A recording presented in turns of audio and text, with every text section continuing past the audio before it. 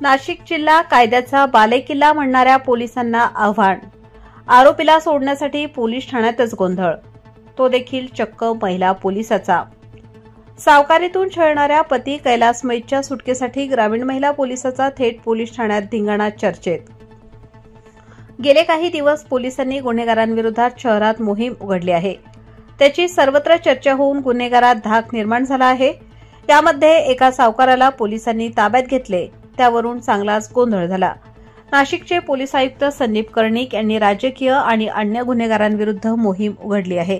ज्यांच्यावर कोणीही हात टाकू शकत नाही अशा राजकीय नेते व गुन्हेगारांवर कारवाई केली। त्यांच्याकडून नाशिक जिल्हा कायद्याचा बालेकिल्ला असे वदवून घेण्यात आले। मात्र पोलिसांच्या या कारवाईला पोलिसांकडूनच आव्हान मिळाल्याचे दिसले। नाशिक रोडच्या कैलास मैत याला अवैध सावकारी प्रकरणी ताब्यात घेण्यात आले होते। त्याची गुन्हे शाखेकडून चौकशी सुरू होती। अवैध सावकारीच्या माध्यमातून कैलास मैत हा नागरिकांना छळतो, विरोधात विविध तक्रारी आहेत, मात्र त्याला अद्याप अटक करण्यात आली नव्हती।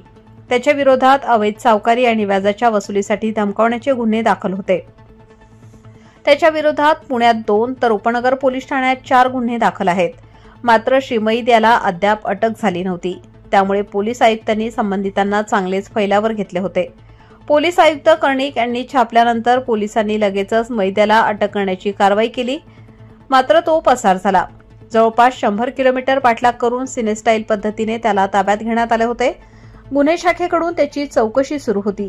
त्याचवेळी ग्रामीण पोलिसात अंमलदार असलेल्या सारिका मैत तिथे प्रकट झाली। तिने पोलिसांना कैलास मैत याची चौकशी होऊ देणार नाही, त्याला ताबडतोब सोडा अशी दमबाजी केली। एवढ्यावरच न थांबता तिला समजावणाऱ्या हवालदाराला कॉलर पकडून धक्काबुक्की केली। मी फार खतरनाक आहे, तिच्या पोलीस अधीक्षकाची नोकरी खाऊन टाकेल या शब्दात तिने पोलिसांना धमकावले। सारिका मैत हिच्या कामकाजाविरोधात अनेक तक्रारी आहेत। त्यानंतर लगेचच मैत हिने काही लोकांना फोन केले। प्रशांत गारमोरे, दीपक किरवे, रवी जाधव, अजय पाटील, नितीन परदेशी, देवाशिष सोदे आणि अन्य साथीदारांनीही पोलीस ठाण्यात येऊन चांगलाच गोंधळ घातला।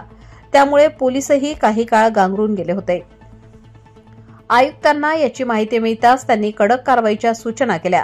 त्यानंतर पोलिसांना अंमलदार मैत याच्यासह तिच्या साथीदारांवर गुन्हा दाखल करण्यात आला आहे।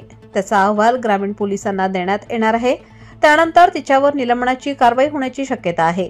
शहरात अवैध सावकारीने डोके वर काढले आहे। नागरिकांकडून अवैध सावकारांनी आवाजवी वसुली करून धमकावणे आणि खंडणी वसुलीचे प्रकार केले आहेत। त्याबाबत कारवाई सुरू असतानाच चक्क महिला पोलिसांनीच या कारवाईला आव्हान देण्याचा प्रयत्न केला आहे। त्यामुळे तो चर्चेचा विषय ठरला आहे। लोकमान्य न्यूजसाठी संचालक लक्ष्मीकांत शिंदे, नाशिक।